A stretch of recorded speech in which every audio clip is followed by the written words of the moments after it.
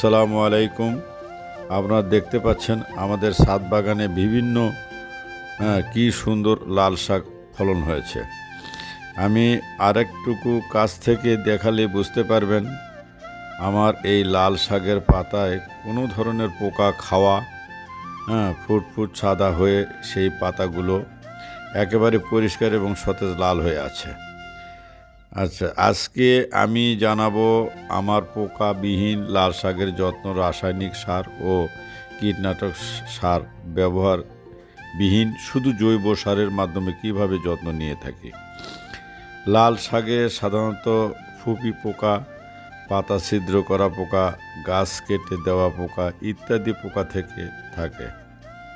প্রথমেই গুরুত্ব দিতে হবে মাটি তৈরিতে কি কি দিলে পোকা হবে না।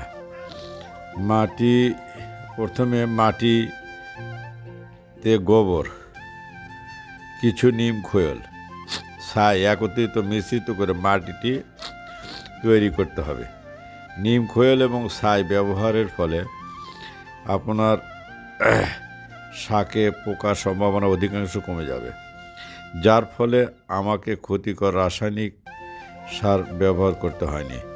রাসায়নিক সার মূলত পরিবারের স্বাস্থ্য রক্ষার স্বার্থে আমি ব্যবহার না করার চেষ্টা করি।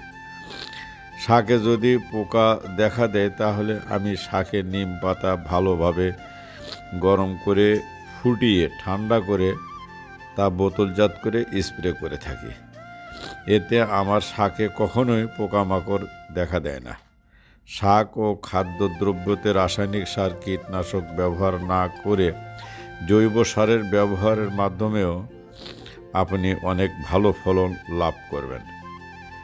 শীতকালীন লাল শাকের যত্ন নিয়ে আমরা পরবর্তীতে একটি ভিডিও তৈরি করে দেব আপনাদের জন্য।